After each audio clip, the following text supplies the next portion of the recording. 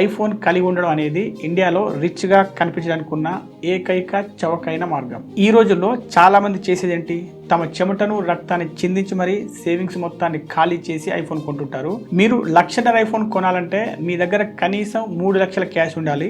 Rich dad poor dad పుస్తకంలో Robert క్యూసాకి చెప్పినట్టు ఐఫోన్లు, కార్లు లాంటి లయబిలిటీస్ కొనాలంటే తాము సంపాదించిన డబ్బుతో కొనకూడదు. కానీ బిజినెస్ వాళ్ళకు ఒక సౌకర్యం ఏంటంటే మనం గవర్నమెంట్ కు మొత్తం జిఎస్టీని కట్టనవసరం లేదు. అలాగే మీరు తెలుసుకోవాల్సిన ఇంకొక విషయం ఏంటంటే ఒక లయబిలిటీని అసెట్ గా ఎలా మార్చాలో మీకు తెలుసా? అందుకే ధనవంతులు ఐఫోన్లు కానీ, కార్లు కానీ, ఫర్నిచర్ కానీ కంపెనీ పేరు మీద ఉంటారు.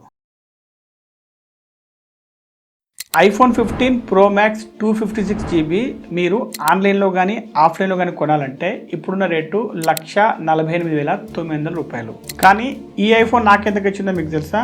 జస్ట్ 85,212 రూపాయలు మాత్రమే, అంటే 63,488 రూపాయలు తక్కువ. అలా అని చెప్పి నేను ఏదో పాత ఐఫోన్తో ఎక్స్చేంజ్ చేసుకోలేదు. అలాగే మన పెద్ద పెద్ద యూట్యూబర్స్ అమెరికా నుండో దుబాయ్ నుండో తెప్పించుకున్నట్టు నేను కూడా అలాగే తెప్పించుకోలేదు. ఇదే విషయాన్ని ఈ మధ్య నేను ఇన్స్టాగ్రామ్ లో ఒక రీల్ పెడితే రెస్పాన్స్ అయితే బాగానే వచ్చింది, కానీ కామెంట్స్ కూడా చాలా ఎక్కువగా ఉన్నాయి. చాలా మంది అడిగింది దాన్ని ఒక డీటెయిల్ వీడియోగా చేయమని. ఎందుకంటే 90 సెకండ్లో కట్ షార్ట్ గా చెప్పిన విషయం చాలా మందికి మొత్తం అర్థం అవ్వలేదు. అలాగే ఎక్కువ మంది అడిగిన డౌట్ ఏంటంటే మమ్మల్ని మాత్రం ఐఫోన్ కొనొద్దంటారు, మీరు మాత్రం ఐఫోన్ కొనుక్కుంటారు అదేలాగా అని. కొంతమంది అడిగింది ఏంటంటే మీరు చెప్పిన ఆ ట్యాక్స్ లెక్కలన్నీ కూడా ప్రాక్టికల్ గా సాధ్యం కావు అని. అందుకే మనం ఈ వీడియోలో అన్ని డౌట్స్ క్లియర్ చేస్తూ ప్రాక్టికల్ గా మీకు స్క్రీన్ షాట్స్ అన్ని చూపిస్తూ మీకు ఒక వాల్యుయేషన్ ఇచ్చే ప్రయత్నం చేస్తాం. మీరు కూడా ఈ వీడియోను లైక్ చేసి కామెంట్ చేసి మీకు తెలిసిన వారందరికీ షేర్ చేయండి, వారికి కూడా ఒక వాల్యుయేషన్ ఇచ్చే ప్రయత్నం చేయండి. ఇక టాపిక్ లోకి వెళ్తే మీకు అందరికీ తెలుసు ఐఫోన్ కలిగి ఉండడం అనేది ఇండియాలో రిచ్ గా కనిపించడానికి ఉన్న ఏకైక చవకైన మార్గం. ఈ రోజుల్లో చాలా మంది కేవలం షో ఆఫ్ కోసం మాత్రమే ఐఫోన్ కొంటూ ఉంటారు. లగ్జరీ కార్లు, బంగారు నగలు కొని షో ఆఫ్ చేయాలంటే చాలా ఖర్చుతో కూడుకున్న పని. సహజంగానే నాలాంటి వారు ఇన్వెస్టింగ్ మెంటాలిటీ ఉండడం వల్ల ఆ డబ్బుతో రియల్ ఎస్టేట్లో ఇన్వెస్ట్ చేద్దామా లేక స్టాక్ మార్కెట్లో ఇన్వెస్ట్ చేద్దామా అని ఆలోచిస్తుంటారు. కాబట్టి వీటి జోలికి అస్సలు పోరు. కానీ ఈ రోజుల్లో చాలా మంది చేసేది ఏంటి, తమ చెమటను రక్తాన్ని చిందించి మరీ సేవింగ్స్ మొత్తాన్ని ఖాళీ చేసి ఐఫోన్ కొంటుంటారు.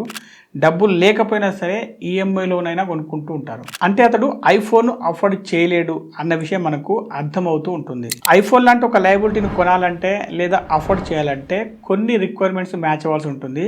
అవి ఏంటి అంటే, ఒకటి, మనం ఏదో ఒక వీడియోలోనో పుస్తకంలోనో అఫోర్డబిలిటీ కాన్సెప్ట్ గురించి చెప్పుకోవడం జరిగింది.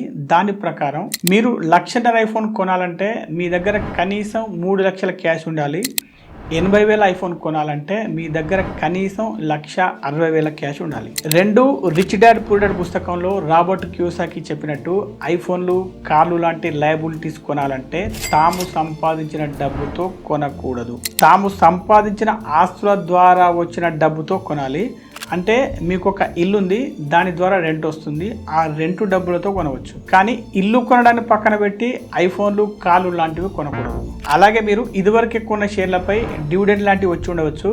ఆ డబ్బులతో కూడా మీరు ఇటువంటి లగ్జరీస్, లయబిలిటీస్ కొనుక్కోవచ్చు. అంటే మీకు ఇంకా డైరెక్ట్గా చెప్పాలంటే మీ చెమటను రక్తాన్ని చిందించి మీరు లయబిలిటీస్ కొనకూడదు. 3, ఐఫోన్ అనేది చాలా మందికి ఒక లయబిలిటీ కావచ్చు, కానీ నాలాంటి కంటెంట్ క్రియేటర్స్కు అదొక అసెట్ అని చెప్పవచ్చు. ఎలా అంటే, నేను ఆఫీస్లో ఉన్నప్పుడు రీల్స్ కానీ షార్ట్స్ కానీ చేయాలంటే కెమెరా వాడతాను.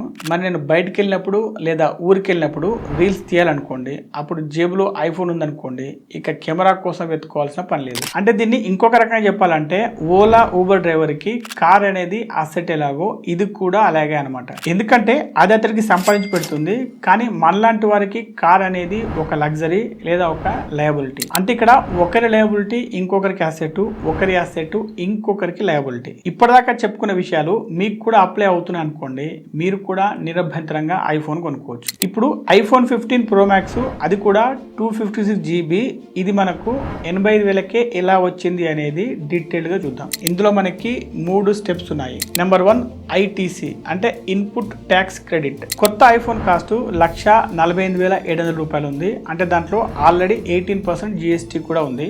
దాని ప్రైస్ బ్రేకప్ కనుక చూస్తే బేసిక్ ప్రైస్ 1,26,016 రూపాయలు, జిఎస్టీ 18% అంటే 22,683 రూపాయలు, మొత్తం 1,48,700 రూపాయలు. ఇక్కడ మనం కట్టిన జిఎస్టీ 22,683 రూపాయలు. అంటే అంటే ఈ అమౌంట్ మనకు ఐటీసీ అంటే ఇన్పుట్ ట్యాక్స్ క్రెడిట్ రూపంలో ఆల్రెడీ వచ్చేసింది. అది ఎలా అంటే రిచ్ డాడ్ పూర్ డాడ్ అనే పుస్తకంలో రాబర్ట్ కియోసాకి చెప్పిన the history of taxes and the power of corporation అనే సీక్రెట్ ఇక్కడ అప్లై అవుతుంది.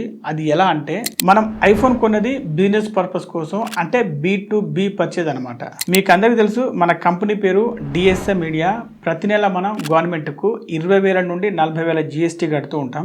ఎందుకు కడుతూ ఉంటాం అంటే యూట్యూబ్ ఇంకా ఇన్స్టాగ్రామ్ ప్రమోషన్ల ద్వారా మనకి ఏదైతే డబ్బు వస్తుందో దాంతోపాటు ఈ డిజిటల్ మార్కెటింగ్ ఏజెన్సీస్ GST కూడా మనకు ఎక్స్ట్రా పే చేస్తూ ఉంటాయి. అలా వచ్చిన GSTని ఒక నెలలోపు మనం గవర్నమెంట్కు పే చేయాల్సి ఉంటుంది. ఈ ఐఫోన్ తీసుకుంది మార్చి నెలలో, ఆ నెలలో మనం కట్టాల్సిన GST 39,600 రూపాయలు. కానీ బిజినెస్ వాళ్ళకు ఉన్న ఒక సౌకర్యం ఏంటంటే మనం గవర్నమెంట్కు మొత్తం GSTని కట్టనవసరం లేదు. ఎందుకంటే మన బిజినెస్ పర్పస్ కోసం కూడా మనం కొన్ని వస్తువులు కొంటూ ఉంటాం, వాటికి మనం GST కడుతూ ఉంటాం. అంటే మనకు వచ్చిన GST నుండి మనం కట్టిన GSTని మైనస్ చేస్తే ఏదైతే వస్తుందో అది మాత్రం మనం గవర్నమెంట్ కడితే చాలు. ఇక్కడ మనం కట్టాల్సిన GST 39,600 మైనస్ ఐఫోన్ కోసం కట్టిన GST 22,683 రూపాయలు ఈజ్ ఈక్వల్ టు 16,917 రూపాయలు. మేము ఆ నెలలో కట్టిన GST జస్ట్ 16,917 రూపాయలు మాత్రమే. సో ఇక్కడ 22,683 రూపాయలు మనకు సేవ్ అయ్యాయి.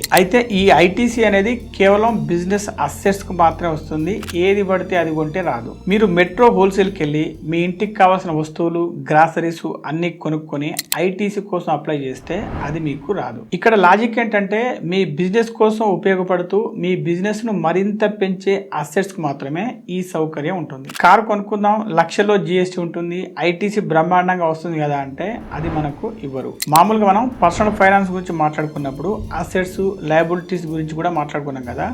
అలాగే ప్రతి ఒక్క బిజినెస్లో కూడా అసెట్స్ లయబిలిటీస్ అని డిఫైన్ చేయబడి ఉంటాయి. వాటిని మీరు ఖచ్చితంగా తెలుసుకోవాల్సి ఉంటుంది. అలాగే మీరు తెలుసుకోవాల్సిన ఇంకొక విషయం ఏంటంటే ఒక లయబిలిటీని అసెట్గా ఎలా మార్చాలో మీకు తెలుసా? అయితే నేను ఈ మధ్యనే ఉన్న ఒక ఆడియో బుక్ను మీరు కూడా ఖచ్చితంగా వినాల్సిందే. దాని పేరు how to change your liabilities into assets. దీన్ని మీరు కుక్కు FM యాప్లో తెలుగులోనే వినవచ్చు.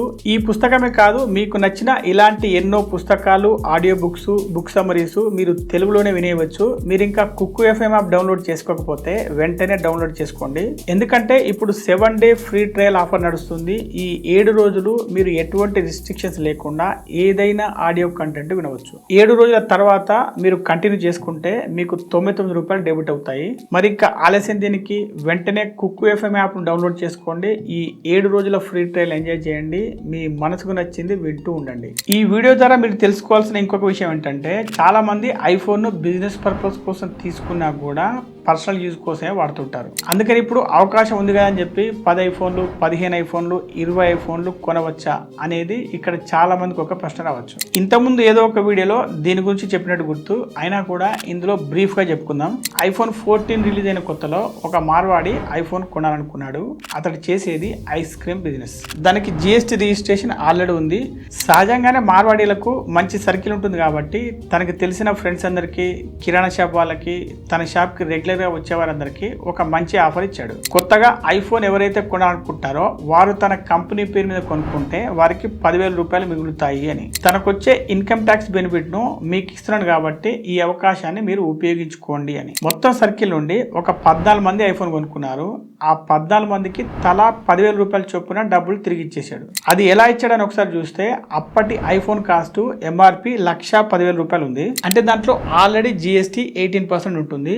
అంటే దాని బ్రేకప్ చూస్తే బేసిక్ ప్రైస్ 93,000 ప్లస్ GST 18% అంటే 17,000, మొత్తం 1,10,000 రూపాయలు. ఇక్కడ ఐటీసీ వాడుకోవడం వల్ల అతడికి 17,000 రూపాయల బెనిఫిట్ వస్తుంది. ఆ 17,000 నుంచి 10,000 రూపాయలేమో ఆ ఫోన్ కొనుక్కునే వరకు ఇస్తున్నాడు. 7,000 రూపాయలు అతని దగ్గర మిగులుతున్నాయి. అలా 14 మంది యొక్క 7,000 రూపాయలు లెక్క చూస్తే మొత్తం 98,000 రూపాయలు అతనికి మిగిలాయి. ఇక అతడు కూడా ఐఫోన్ కొనుక్కోవాలి కాబట్టి అప్పటి బేసిక్ ప్రైస్ జస్ట్ 93,000 రూపాయలు. సో అతడు కూడా ఐఫోన్ ఫ్రీగా కొనుక్కున్నట్టు లెక్క. అలా అతడు 2022-23 సంవత్సరంలో మొత్తం 15 ఐఫోన్లు కొన్నాడు. కొన్ని నెలల తర్వాత అతనికి ఇన్కమ్ ట్యాక్స్ ఆఫీస్ నుండి నోటీస్ వచ్చింది. ఎందుకంటే ఆ వ్యక్తి ఐస్ క్రీమ్ బిజినెస్ చేస్తున్నాడు. అతని దగ్గర పనిచేసేది కేవలం 4 ఎంప్లాయీస్ మాత్రమే. పోనీ 15 మంది అక్కడ పనిచేస్తున్నారు అని చూపించుకుందామంటే అక్కడ ఉన్న స్థలం కూడా చాలా చిన్నది. కార్పొరేట్ కంపెనీలో కూడా పెద్ద పెద్ద పొజిషన్ ఉన్న వారికి 1 లేదా 2 ఐఫోన్లు కొనిస్తూ ఉంటారు. అందుకే ఇన్కమ్ ట్యాక్స్ డిపార్ట్మెంట్ వాళ్ళకి డౌట్ వచ్చి అతడికి నోటీస్ ఇవ్వడం జరిగింది. మీకు ఇప్పటికీ ఇన్పుట్ ట్యాక్స్ క్రెడిట్ గురించి అర్థం కాకపోతే మన ఛానల్లోనే ఒక డీటెయిల్ వీడియో ఉంది, అది చూస్తే మీకు ఫుల్ క్లారిటీ వస్తుంది. ఇప్పుడు మనం సెకండ్ స్టెప్ ఏంటో చూద్దాం. Income tax benefit. ఒక ఉద్యోగి సంవత్సరానికి 15 లక్షల పైన సంపాదిస్తున్నాడు అనుకోండి, అతడు 30% ఇన్కమ్ ట్యాక్స్ కట్టాల్సి ఉంటుంది. కానీ సంవత్సరానికి 15 లక్షలు సంపాదిస్తున్న ఒక బిజినెస్ ఓనరు 12 లక్షల్ని తన బిజినెస్ ఎక్స్పెన్సెస్ అని చూపించి జస్ట్ 3 లక్షలు మాత్రమే ప్రాఫిట్ అని చూపించాను అనుకోండి, ఆ 3 లక్షల పైనే ఇన్కమ్ ట్యాక్స్ కట్టాల్సి ఉంటుంది. అంటే లిటరల్గా అతడి ఇన్కమ్ ట్యాక్స్ 0 అన్నమాట. అందుకే ధనవంతులు ఐఫోన్లు కానీ, కార్లు కానీ, ఫర్నిచర్ కానీ కంపెనీ పేరు మీద కొంటారు. ఇప్పుడు మనం కొన్న ఐఫోన్ బిజినెస్ ఎక్స్పెన్సెస్ కిందకు వచ్చింది కాబట్టి అంత అమౌంట్ వరకు మనకు ఇన్కమ్ ట్యాక్స్ పడదు. మనం ఆల్రెడీ 30% ఇన్కమ్ ట్యాక్స్ స్లాబ్లో ఉన్నాం కాబట్టి ఐఫోన్ బేసిక్ ప్రైస్ 1,26,016 రూపాయలకు 30% 37,805 రూపాయలు మనకు మిగిలినట్టే. ఈ ఐటీసీ బెనిఫిట్ ఏమో మనకు నెల రోజుల్లోపే వస్తుంది, కానీ ఇన్కమ్ ట్యాక్స్ బెనిఫిట్ అనేది మనం సంవత్సరం తర్వాత ఐటీఆర్ ఫైల్ చేసేటప్పుడు వస్తుంది. ఇక ఇప్పుడు థర్డ్ స్టెప్ క్యాష్ బ్యాక్. మనం ఈ ఐఫోన్ కొనే ముందే కొంత రీసెర్చ్ చేసిన తర్వాత మనకు తెలిసింది ఏంటంటే హెచ్డిఎఫ్సి క్రెడిట్ కార్డ్ కనుక ఉపయోగిస్తే ఇక్కడ 3,000 రూపాయల క్యాష్ బ్యాక్ వస్తుంది అని. చివరికి మనం దాన్ని కూడా ఉపయోగించుకున్నాం. ఇప్పుడు మనం 1,48,700 నుండి ఇంతకుముందు చెప్పుకున్న 3 ఐటమ్స్ తీసేస్తే వచ్చేది 85,212 రూపాయలు. ఐఫోనే కాదు, మీరు మ్యాక్ లాంటి ల్యాప్టాప్స్ కూడా ఇదే పద్ధతిలో కొనుక్కోవచ్చు. మీరు ఎంతమంది ఇలా కొనుక్కున్నారో కామెంట్ చేయండి. ఈ వీడియో మీకు నచ్చితే లైక్ చేసి కామెంట్ చేయండి. మీకు తెలిసిన వారందరికీ షేర్ చేయండి. Be rich, stay rich.